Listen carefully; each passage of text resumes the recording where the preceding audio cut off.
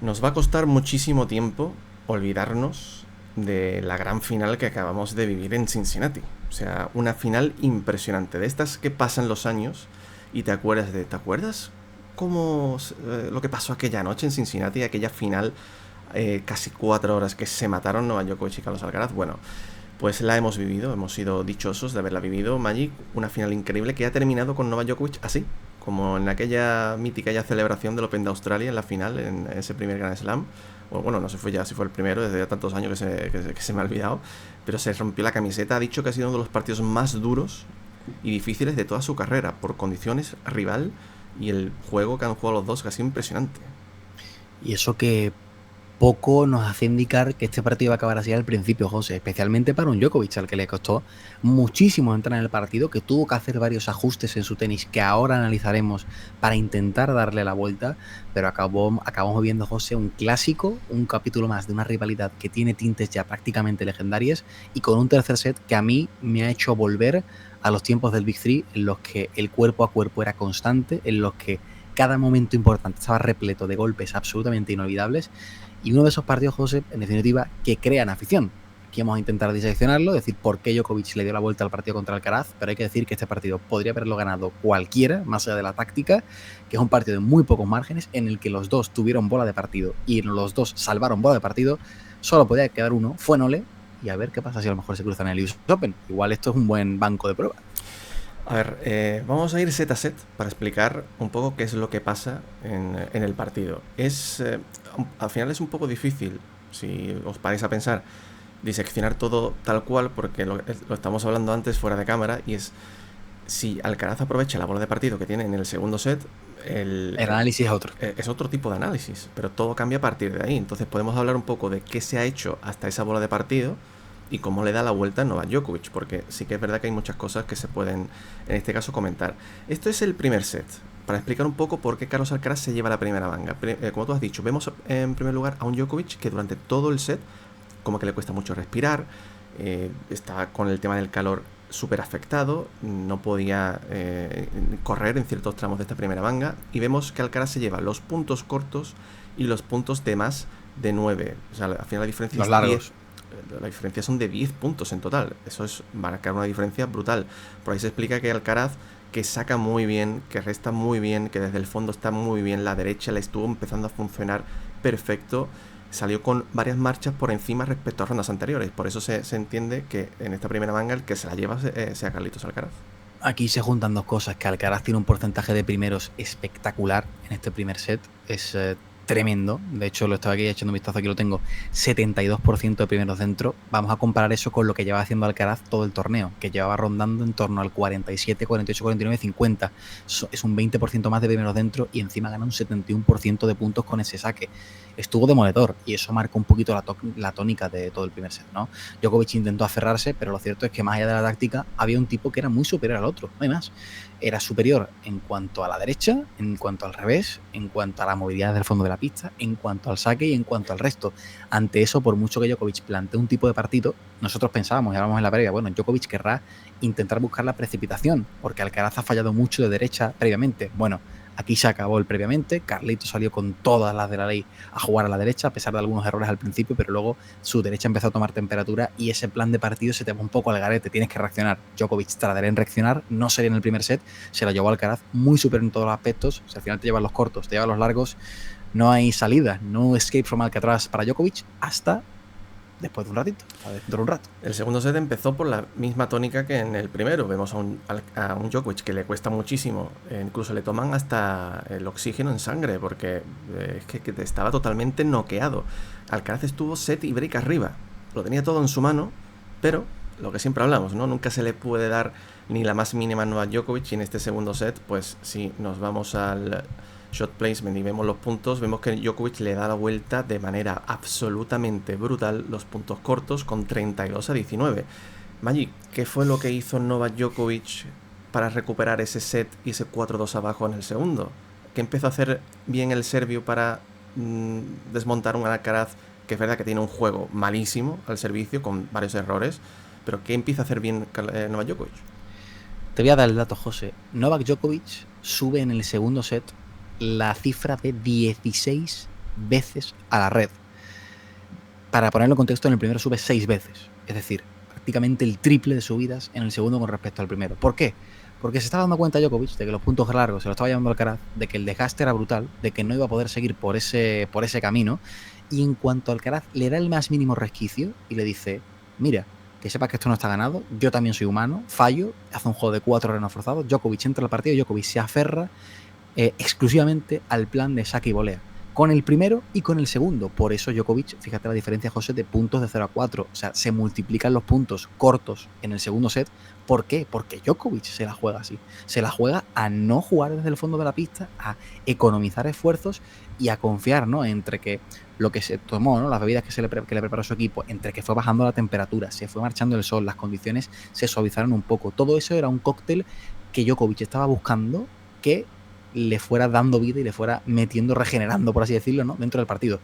Y esto también lo aprovechó José, luego haremos la comparativa con respecto al tercer set, por el posicionamiento al resto de Carlos Alcaraz, que, ahora lo veremos, restó de una manera, lo compararemos con cómo restó en el tercer set, y nos daremos cuenta de que Djokovic se vio beneficiado por la posición al resto de Carlitos, y le sorprendió mucho con el saque y volea, incluso con el segundo servicio. Aquí lo tenemos. Mira. Entonces, aquí es donde Carlos Alcaraz resta los primeros, a 1,29. En el segundo set. En el segundo set. Pero los segundos servicios, fijaros, la distancia es 4,41 metros por detrás.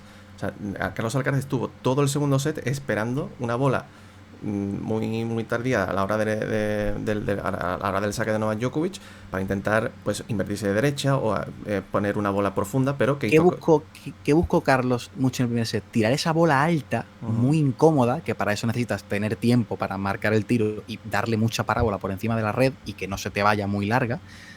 Buscaba esa bola alta y Djokovic que dijo, se le atragantó Djokovic durante toda la primera parte del partido esa bola alta. Entonces, ¿qué hace? Te lo quito.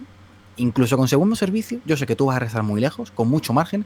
¿Qué hago? No tengo miedo, me voy a la red y Djokovic cambia por completo el paradigma del partido gracias al saque y volea, esos puntos cortos y debido también al no ajuste. Djokovic ajusta una cosa y Alcaraz no ajusta otra. Resultado, se da la vuelta al partido, Djokovic gana el segundo set y nos vamos al tercero, José, con un panorama completamente diferente. Pero como digo, todo esto fue en el segundo set donde Alcaraz realmente tuvo en su mano, porque ¿sí? tuvo el match point, pero es que lo tuvo.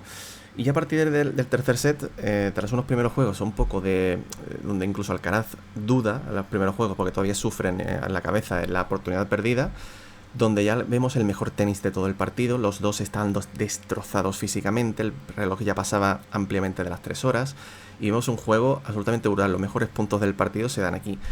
Y vemos, ya en esta zona del partido se juega un poco más con el corazón que con la cabeza, pero sí es verdad que hay unos cambios que hace, por ejemplo, mira, Carlos Alcaraz, el resto, aquí esto es el segundo set, los segundos, vemos a 4,41 metros, pero fíjate donde empieza a restar los segundos en el tercero.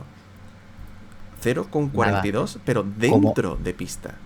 Y José, el resultado es el siguiente, que Carlos Alcaraz en el segundo set al resto solo gana un 38% de puntos con el segundo saque de Djokovic y en el tercer set pasa a ganar un 41%. En el primer set, por cierto, solamente un 30% de puntos ganados con el primero. O sea, el set en el que más puntos gana al resto Alcaraz es el tercero, en el que cambia la táctica para restar, consigue varios restos ganadores, uno de ellos en bola de partido además en contra, y eso permite que, a pesar de lo horriblemente que estaba sacando Alcaraz, porque Alcaraz sacó muy mal en el tercer set, al resto sacó muchos puntos, mantuvo la igualdad y consiguió elevar el partido hasta el tiebreak. Y eso que Djokovic, José, yo creo que fue haciéndose superior a medida que avanzaba el partido, ese Djokovic rejuvenecido que le apuntó mucho también a la zona del revés en ese tramo final. Antes de hablar de eso, yo no sé si esto le servirá a Carlos Alcaraz como aprendizaje de cara al US Open, decir, pues a lo mejor me conviene más restar un poco más cerca de la línea, que nosotros en el directo la gente nos decía, ¿por qué resta tan dentro? O sea, y luego aquí lo tenéis, que el restar dentro de los segundos es lo que más le ha hecho al final pues acortar las distancias. El shot placement en todo el partido, fíjate que Novak Djokovic, aquí lo tenemos, con su derecha carga el juego. Esto es en el tercero, en sí. Todo el partido. Vamos a poner en primer lugar el tercero porque es un poco llamativo. La derecha, vale, sí, le carga el juego a la derecha con la derecha cruzada, pero lo que más llama la atención es el revés. Fíjate la cantidad de reveses cruzados cerca de la línea, cargando el juego angulados descaradamente al juego, al revés de Carlos Alcaraz. En este tercer set, Carlos Alcaraz, sobre todo en los juegos finales, empieza a sufrir muchísimo en los puntos importantes, Djokovic cargándole exageradamente el juego en el lado de revés, que es la zona más débil de Carlos Alcaraz. Y recuerdo puntos ya justo al final con el 5-5, incluso cerca de ir al tiebreak, donde Carlos, cansadísimo ya de estar jugando al revés, se la terminaba jugando paralela, que no podía más, y muchas se le quedaron en la red o se le fueron largas. Al final Djokovic también juega con lo mental de jugar a la zona más débil de Carlitos.